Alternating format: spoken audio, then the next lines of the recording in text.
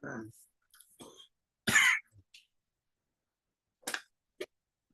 morning, ladies and gentlemen, and welcome into a new edition of the Batter Up Podcast, sponsored by the Dugout of Millwood here on the Sports Insanity Network. I am Mike Rifkin. Hope everyone is having a wonderful Sunday and happy Mother's Day to all the mothers out there. Flying solo this week. Dan is on vacation, seeing his family for Mother's Day. The old ops guy's still recovering, so you got me this week. And we loaded up. We loaded up. We got some injury news I'll talk about. A little more stock up, stock down in terms of Major League Baseball. The newest development in the David Stearns, Pete Alonso thing has come out. We'll get into that. And of course, we will talk about series to watch for over the next week. But we start this show with sad news. It was a really tough week in Major League Baseball that culminated yesterday with the passing of legendary Braves manager Bobby Cox, who passed away at the age of 84. This was the statement the team made. This is through Braves Twitter account, but this is also from Yahoo Sports. Quote, this is from the Braves. We are, quote, we are overcome with emotion on the passing of Bobby Cox, our treasured skipper. The team wrote in a statement, quote, Bobby was the best manager to ever wear a Braves uniform. He led our team to 14 straight division titles, 5 National League pennants, and the unforgettable World Series title in 1995. His Braves managerial legacy will never be matched. Bobby was a favorite among all in the baseball community, especially those who played for him. His wealth of knowledge on player development and the intricacies of managing the game were rewarded with the sport's ultimate prize in 2014, enshrinement into the Baseball Hall of Fame. And while Bobby's passion for the game was unparalleled, his love of baseball was exceeded only by his love for his family. It is with the heaviest of hearts that we send our sincerest condolences to his beloved wife, Pam, and their loving children and grandchildren, close quote.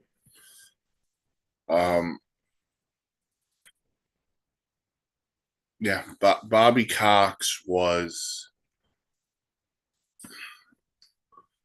the manager of the Braves. Before that, he was the general manager. Before that, he was working with the Blue Jays. Before that, he was the first base coach for the Yankees. Before that, he was a player for a short period of time with the Yankees. Bobby Cox, to me, he was in that great Hall of Fame class that featured him, Joe Torre, and Tony La Russa. And the reason why I find that class so amazing, because when I was growing up, late 90s into the early 2000s, the 3 teams who were often you would call the best organizations in baseball were the Yankees, the Cardinals, and the Braves. Now, being a Met fan, you did not like the Braves, but you always had to respect them. And it started at the top with Bobby Cox. And Bobby Cox would go out there and his team were always well prepared. They were always strong. They were always very good. That run they had of winning the division was just insane. And it probably will never get matched. That run where they won, what was it, 14? Yeah, 14 straight division titles. Only the one World Series, but man, If those teams could have won more World Series, Bobby Cox we could have talked about as the greatest manager of all time. But he was top five in wins. The one record that he'll always have is the ejections record. Um, he was a passionate dude. He was a passionate guy. When he would go out and argue, it was arguably must see television. Um, Nowadays, you don't get that as much. So if you're a youngster, go to YouTube and watch some of the Bobby Cox ejections. They were just fantastic stuff. So our condolences to the Cox family and the Braves organization. There were some great stories told by some of his former players last night on MLB Network. Um, you know, there was a great Chipper Jones, I think, said this one, and I don't know if he said it last night or if he said this during one of the MLB Network documentaries. Greg Maddux was pitching against Luis Gonzalez of the Diamondbacks, and Bobby sent Lee Mazzilli, his pitching coach, to go talk to Maddux to say to walk Gonzalez. And Maddux told Mazzilli, I could get him to pop up to third base. I'm going to throw a changeup down and away and a cutter in. And I'm going to get him to pop up to third base. And so he started him off with changeup down and away, and then he gets that cutter in. And behold, he got Gonzalez to pop up to third base. And Bobby Cox is just sitting there laughing with Leo Mazzilli. And that was just a story I found hilarious because most managers, when they see a pitcher not list, like that dude's coming out of the game. But that was Greg Maddux. But Bobby Cox was just he was a titan of the game when you talk about managers. Um, you know, I think nowadays we get so caught up with how many championships did a guy win? And we do that with players and coaches. How many championships did this guy win? How much did this get? Bobby Cox may have won one World Series, went to two others. He lost to those great Yankee teams. But one thing's for sure. When you talk about the greatest managers in the history of baseball, Bobby Cox is on there. Those Braves teams were so good for so long. And they took on the persona of their manager. I mean, they did. So again, our condolences to the family of Bobby Cox and the Braves organization. The other big news, or I don't want to call it big news. The other Atlanta-based for the Braves was the passing of Ted Turner earlier this week too. Ted Turner was the owner of the Braves. He started the Superstation, so the Braves would play on the Superstation, TBS. I remember growing up, again, dating myself a little bit here. It used to be every Sunday afternoon, the Braves would be on. You would get the Met game, the Yankees before the Yankees for a while, and then they debuted the Yes Network. But the Mets used to be Channel 11, and you could get the Braves on TBS. And so Sunday afternoons, watching baseball, you're going back and forth between the Mets and the Braves. sometimes, unless they were playing each other. Then I had to stay true to my guys and watch the Mets broadcast. But so rest in peace, Ted Turner. Condolences to the family. And then the other um, tragedy earlier this week was the passing of John Sterling, the uh, broadcaster, radio voice of the New York Yankees for so long. Um, John Sterling, for me,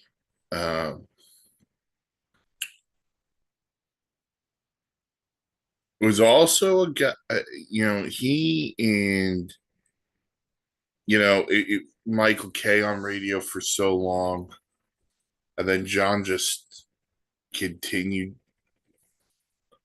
uh, throughout, and he was just awesome. I mean, this is from MLB.com. He called over 5,000 regular season games and over more than 225 playoff games from 89 to 2024. John Sterling, one of the things I loved about Sterling was he would make not just every call important,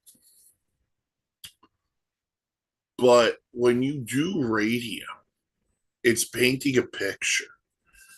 And John Sterling, for a long time, painted a really great picture. And then, how about the home run calls? It is high, it is far, it is gone. Um, you know, an A bomb from A Rod.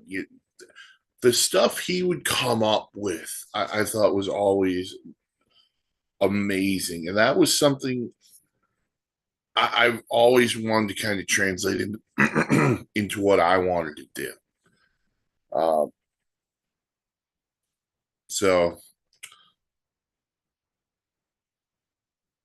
he had a special influence on me, even though I was not a Yankee fan per se.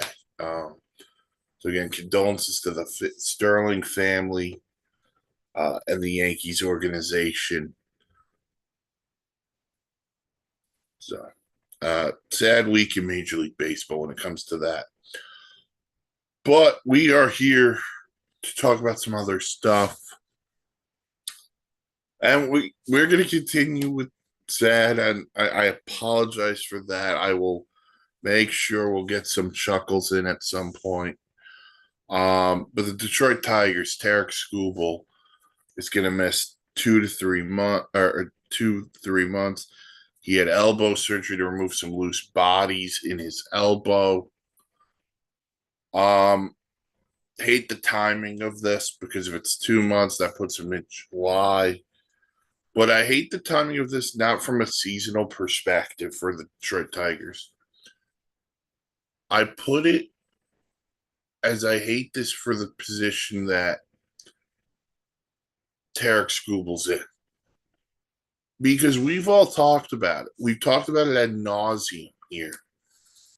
What is next season? And what I mean by that is, are we going into a lockout? And what would that mean for someone like Tarek Skubal, who is an impending free agent? What is his status going to be? Is this going to scare some teams off from signing him? So that's what I mean by the timing of this is not good for Tarek Skubal. Now, can he come back in a couple of months and continue to dominate as one of the best pitchers in baseball? Absolutely, he can. So, but for me, and this is where the Tigers season kind of hinges, and the Tigers are going to need some guys to pick it up. We're going to get into Framber Valdez in a few here. But I just look around at this and go, this is not great for Skubal. This is certainly not great for the Tigers. So we're gonna have to sit here and wait for a little bit. But according to all reports, the surgery was a big success. We'll see if the Tigers should hang around in the Central because I don't think anybody's really running away with the American League Central.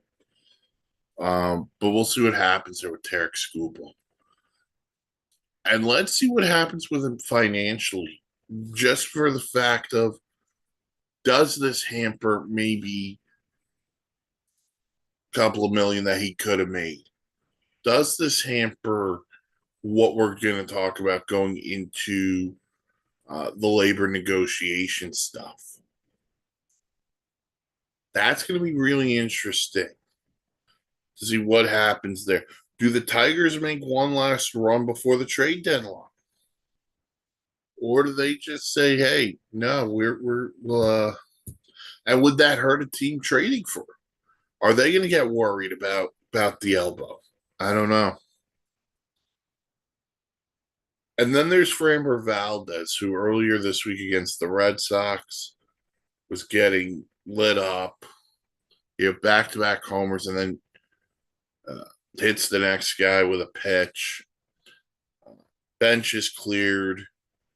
One of my favorite things about the bench is clearing is when the bullpens run out. Just because what are the bullpens going to really do when they get to the home plate area? Framber Valdez was suspended for 6 games, which I think is a joke. Not because I don't think 6 was enough, because I hate what they do with starting pitchers. That basically means Framber Valdez misses 1 start. So I think one of the things I would like to have addressed in the CBA is starting pitchers have to get suspended by the start. You have to differentiate a starting pitcher suspension, a relief pitcher suspension, and a position player suspension. Position player reliever, they get 4 or 5 games. That's fine. Because you don't know how many days a reliever could go back to back. And we know position players play every day. Starting pitchers pitch once every 5 days. So a 6-game suspension for Framber Valdez means 1 start. So he misses 1 start, but a position player is going to miss 5 games. That's not really fair. It's not equal. That's something I think MLB has to look into here when we're talking about the CBA, when we're talking about the suspensions. Now, obviously, the gravitas of the situation would mean this is the amount of games you're going to get on a suspension, obviously, appeal or don't appeal. But I think we have to start going in the direction of starting pitchers. It has to be by the start. Because it's not equal. 1 start is not equal to 5 games for a position player.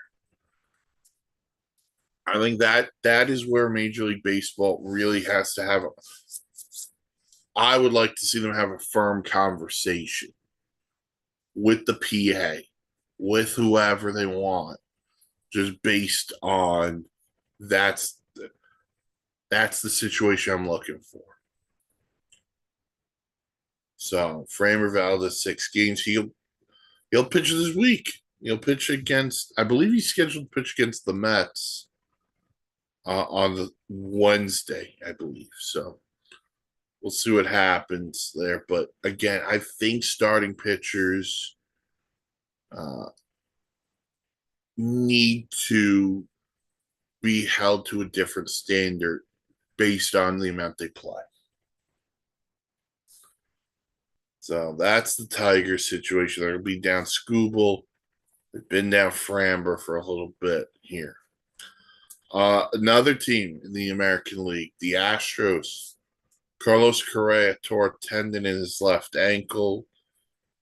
He's done for the season. is not the ankle that it had some issues when it came to the physicals he had for the Giants and the Mets. So credit done for the year. And it looks like the Astros are in a position where it might be time for them to think about starting over. They got some young pieces here, led by Hunter Brown. They still have Jordan Alvarez is still a beast. So they still have some building blocks, but they're 16 and 24. Yeah, they're 5.5 games out in the AL West, but they got a minus 29 run differential. They have the same run differential as the Angels. Now, the Astros had missed the playoffs last year. This year, they've been hampered by injuries, especially pitching injuries. Maybe it's time for Dana Brown to say, you know what? Well, this core, this nucleus was on top of the world for almost a decade. Maybe it is time to move off of some of these veterans if they want. Does Altuve want to stay and win, or can I move off of him? Can I trade Christian Walker? Can I trade? Could I explore a Josh Hader trade? That would interest me. The one building block you get, a couple of building blocks you got.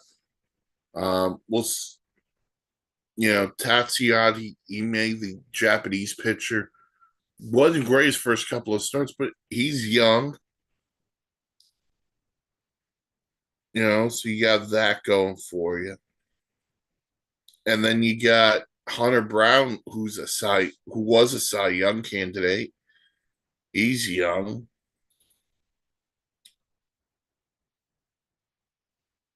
Jordan Alvarez is 28, which I didn't even realize he was that old. But Jordan Alvarez is 28. You could still build around him. You got a Cam Smith, who's a young player. You've got some young pieces there. Then maybe you can move a Christian Walker. Explore potentially what a Jose Altuve trade may look like. So I think as the longer we go on this with the Astros, the longer the rebuild, I think you want to be proactive if you're the Astros. I think that's just something you want to explore. They have Jeremy Pena still too, so they got pieces. So we'll see what happens, but this feels like it's starting to end here for the Houston Astros. Okay. On to the Mets. And John Heyman had this story earlier this week. This Pete Alonso, David Stearns clash. So this is while Alonso was negotiating with the Mets, not this past winter, last winter.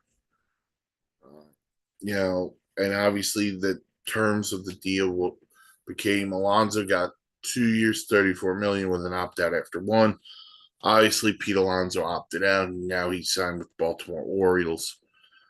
And Pete and David Stearns reportedly got into it, where Pete Alonso basically said, paraphrasing, like, take your formulas and see where does the sun don't shine. Well, I'm gonna go potentially be in the Hall of Fame, and this bothers me. This bothers me as a Met fan because I've seen what the Mets have become, and it bothers me in the sense of David Stearns. And I've given David Stearns a lot of flack for how the Mets look this season. I give David Stearns a lot of flack for how I feel about how the Mets look this season. But the thing that bothers me the most when I'm talking about this issue between Pete and David Stearns, the thing that bothers me the most, it's not even that John Heyman came out with this. And we know, well, I know how much of a borstrow John Heyman could be. The thing that bothers me the most is there are deals to better your team. Sometimes you make a deal because you think it's in your best interest. And there are certain deals you should make because you want to keep the fan base happy. And when you look at what happened with the Mets this offseason, the Brandon Nimmo, Marcus Semien trade, I think most Met fans are still cool with that one.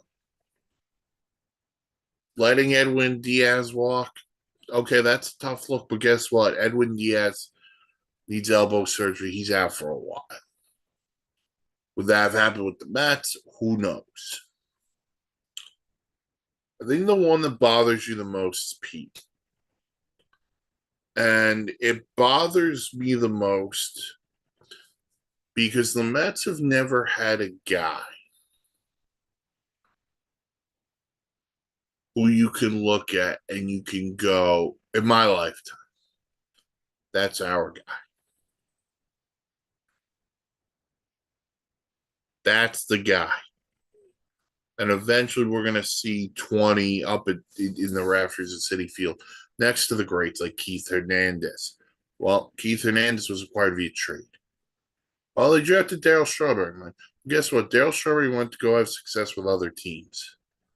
Doc Good went to go have success with other teams. Tom Seaver went to go have success with other teams. And I know what you're thinking. You're thinking, Mike, there's one guy you're missing. His name was David Wright. Yeah, but David Wright's career got cut short because of an injury. Well, it's awesome. He spent his entire career as a New York Met. The injuries for David. Pete Alonso was a guy who posted up every single day. Last year was an MVP, should have been an MVP candidate along with Juan Soto. You know what I got to watch now? I got to watch Juan Soto hit leadoff, partially because of injuries. But then you know what? The rest of this lineup, awful. If you brought back Pete Alonso on a long-term deal that Pete wanted, and I'm not going to sit here and say the 5-year contract wouldn't have aged well. We don't know. It's not like we're talking about a 10-year deal, or something. We're talking about 3 to 5. And by the way, guess what happens with some of that? You could have used Pete as your DH. You don't have to love his defense, but he could have been your DH. And on days you want him to play first, you could use Soto to DH. And you could do this, and you could do that. What I'm getting at is this. With all due respect to David Stearns, you're not in Milwaukee. You're in the mecca of a place that wants to see a winner. The New York Mets have not won the World Series since 1986. They have not been to a World Series since 2015. And we had that special ride in 24. And that was a special ride.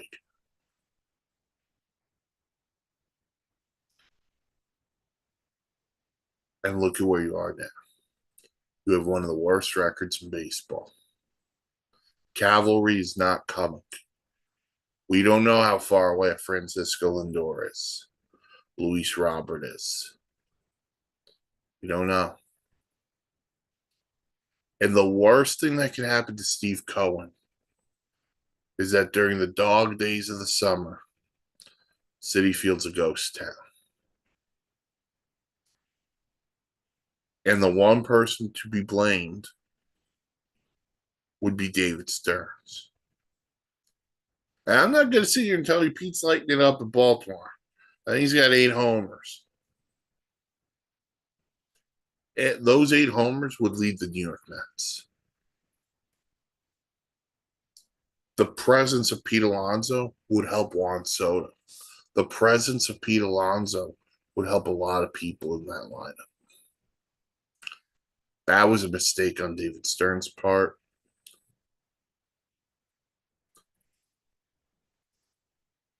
And you don't mess with the fan base. That was our guy. Absolutely brutal job. So that's that. Pete could thrive in Baltimore. David Stearns. Although I do find funny Heyman had it, but digress there. We've had an NLCS potential NLCS preview going on this weekend in LA. The Braves and the Dodgers are split the first 2 games of that series. Just two of the best in baseball. Chris Sale was really good on Friday night, but the Dodgers were able to get 3 runs across. They win 3-1. Last night, the Braves won 1 for Bobby Cox. So they'll play the rubber match today, and then eventually they'll play in Atlanta at some point this year. You know, I'll double check that for you when the Braves and Dodgers will play in Atlanta. Let's see. So the Dodgers will go to Atlanta not in June. Not the rest of this month, so July.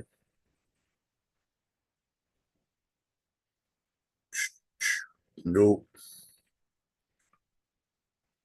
Okay, so August 25th, 26th, 27th, the Dodgers will be in Atlanta.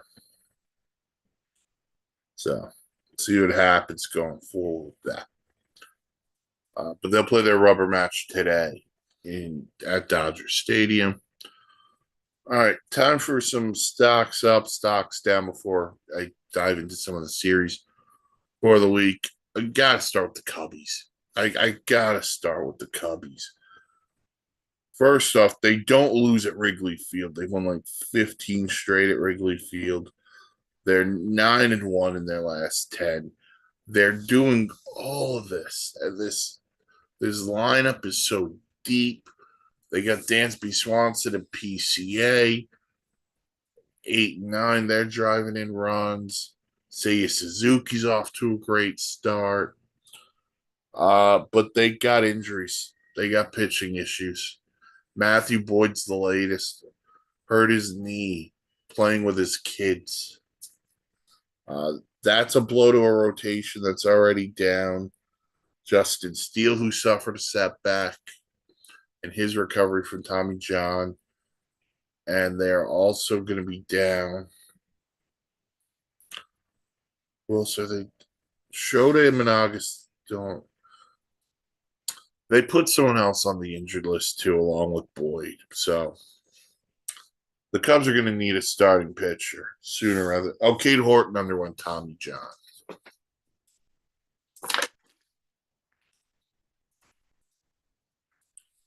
But there's one thing the Cubs need. They need a guy who can pitch near the top of that rotation. but they're rolling again. They've taken control of this NL Central, where they're up 3.5 on the Cardinals, 4.5 on the Brewers. The other stock up are the Rays. I don't think we talk about the Rays enough in the sense of we know they're going to be pesky. We know they're a thorn in everyone's side. But for the Tampa Bay Rays right now, to be tied for first place in the American League East with the Yankees, I mean, who saw that coming? 8-2 in their last 10, and they're just getting it done. They don't have these household names, but Chandler Simpson's been really good. Taylor Walls has come through. Their pitching has come through. You know, if you look at the Rays, they're fifth in the league in batting average. This from ESPN. But then look at this, their ERA, they're also fifth. Shane McClanahan being healthy has been a massive, massive sigh of relief for the Rays. You know, if you so just for a second, here's some of the ERAs of their starters. Nick Martinez, 1.71. Steven Matz, 3.86. Drew Rasmussen, 2.95. McClanahan is 2.60. You know, they are getting it done with their pitching. And then offensively, Yandy Diaz might be the most underappreciated hitter in baseball.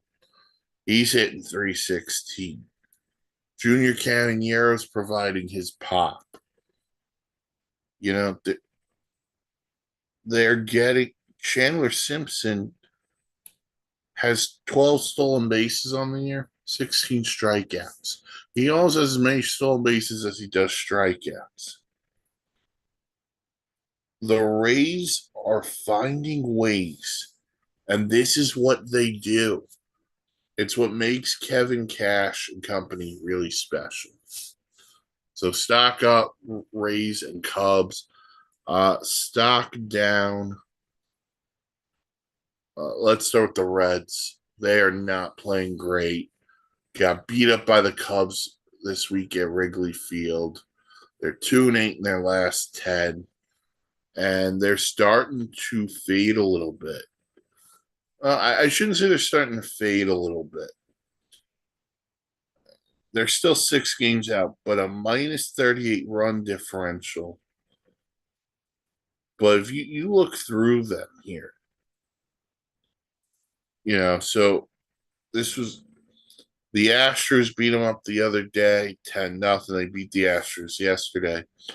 But here's some of the scores to those Cubs games. They were competitive outside of the last one where they got swept. They lost 8-3, but 7-6, 3-2, 5-4. But they've struggled. The Pirates swept them. The Cubs swept them. The Astros have beaten them up.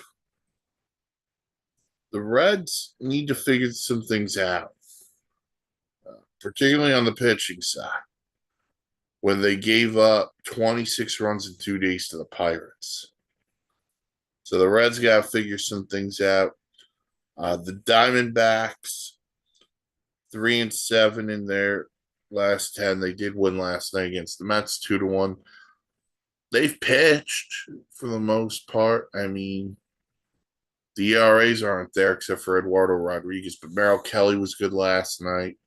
Ryan Nelson was good on Friday now, though. Against the Mets offense, I'm starting to think I could pitch to this lineup.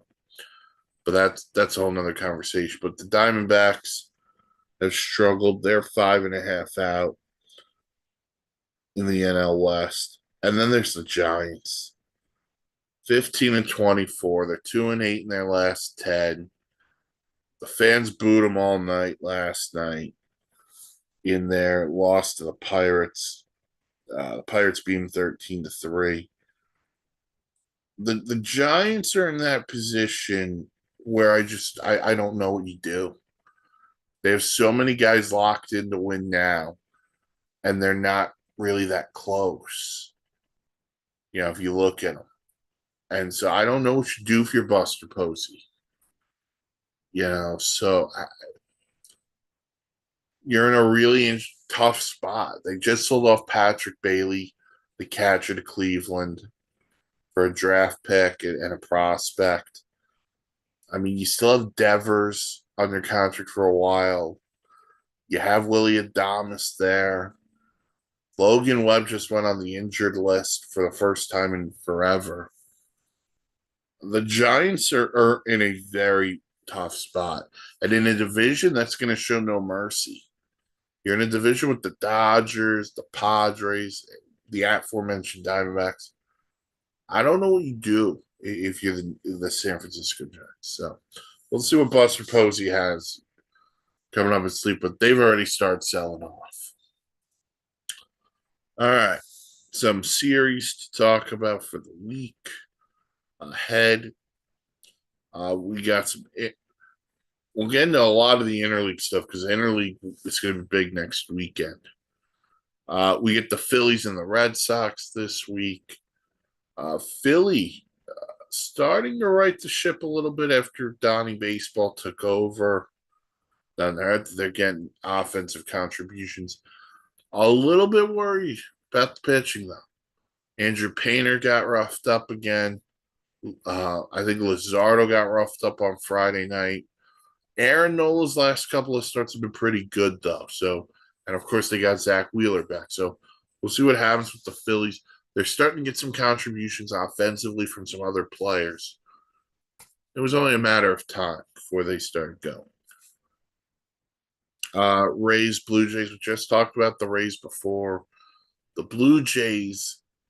Blue Jays been so banged up. I really can't get mad at them. I need a little bit more out of Vladdy, but the Blue Jays are just so banged up.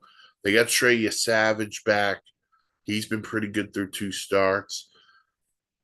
I think Cease has been all right. Gosman's been all right, but they need to figure some things out. Cubs, Braves. This is another huge one. Another potential NLCS preview. We talked about the Cubs and their pitching issues. The Braves do have Spencer Strider back. Chris Sale's been dominant. Braves offense has been rolling, even without Ronald Acuna. That should be a fun series. Braves and Cubs. Padres, Brewers. How about the Brewers? They just get Churio back. They get Andrew Vaughn back. How about Mizorowski the other night? The first 10 pitches of the ball game, all over 100 miles an hour. Someone protect that arm. But he's been awesome. They've gotten a lot of contribute. They're doing what the Brewers do. They're getting contributions up and down. Everybody contributes for the Brewers. And the Padres, look, the Padres, they need some pitching help. Michael King was pretty good the other night. They need Fernando Tatis to get going. That's the guy they need to start getting hot. So I'll see what happens there. But Padres, Brewers, Mariners, Astros, AL West. If you're playing the Astros over the next couple of weeks, and they don't have reinforcements coming, I don't know on Hunter Brown and Email. I don't know their statuses. But if you got an opportunity to bury the Astros, I'm going to do it now. So the Mariners, who have not gotten off to a great start, this is an opportunity to bury the Astros. Because if the Astros come to life when they get these reinforcements, look out in the American League West. And then the Cardinals and the A's. Cardinals are surprising a lot of people with how well they've played to start the year. And the A's right now are in first place in the AL West. How about it, Mark Kotsay? So, a lot of young talent on that A's team. Kurtz, Langoliers, Jacob Wilson. They can hit. Question was, could they pitch? And they're pitching. They're doing a lot of good things. All right. Then next weekend, we get the first installment of the Subway Series with the Yankees and the Mets. It'll be at Citi Field. Massive issue with this stuff. Friday night is an Apple TV game. Really? Really? I can't tolerate this. With every sport, all the games you have to stream and all the services you have to get. Oh, yeah, baseball. Let's go into a lockout because the fans have to pay money on Apple TV. Then there are games on Netflix and Peacock. And again, it's not just baseball, it's everything. It's everything. But color me ticked off about it. So you got the Yankees and the Mets, first installment of the Subway Series. Yankees going to get Carlos Rodon back, I believe, today. So that he'll probably get his second start back against the Mets. Phillies Pirates, Battle of Pennsylvania. Pirates playing good enough right now. And we just talked about the Phillies before. Blue Jays Tigers again. Two teams in the American League we expect to see in October. Need to figure some things out. Reds Guardians for the Battle of Ohio. Terry Francona Bowl. So on and so forth. But the Guardians playing well again. They just find ways. The Reds, they'll eventually figure some things out. They're too talented. Rangers, Astros. Talk about the Astros before. Rangers, they're right there with the A's in the AL West. How about Nathan Eovaldi the other day? He was awesome. DeGrom's been good. They're scoring. They have the ability to score some runs. And then Padres, Mariners. Talked about them both before. Padres need to get Fernando Tatis going. Mariners, they need to get Julio Rodriguez going. That kind of feels where we are. Those two teams. Right now, two second-place teams in the respective Western divisions. The Mariners are going to be around. The Padres can't let the Dodgers bury them. Because I think the Padres are still the biggest threat to the Dodgers, obviously, in that division. With the way the Giants are going, with the way Arizona's been going. It's the Padres or bust in the NL West if you're going to not have the Dodgers win. All right. That'll do it for this edition of the Batter Up Podcast, sponsored by the Dugout Millwood here on the Sports Insanity Network. If you're on the YouTube page, like, comment, subscribe, ring the bell thing for notifications. I lost train of thought for a second. Follow us on the socials: Facebook, the Sports Insanity Network; Twitter, Insanity Real. Go to the socials. Just there. You follow me personally on Twitter at PodMasterIfkin, same name on Blue Sky. Go to the website, thesportsinsanitynetwork.com for great blogs, vlogs, plane streams, and automobiles. Hopefully next week I will have both Danny Boy and the old ops guy with me. But we'll see what happens. Everyone have a great week. Celebrate Mom today. Happy Mother's Day to all the moms out there. Thank you for tuning into this edition of the Batter Up Podcast. I'm Mike Rifkin. Hope everyone has a great Mother's Day.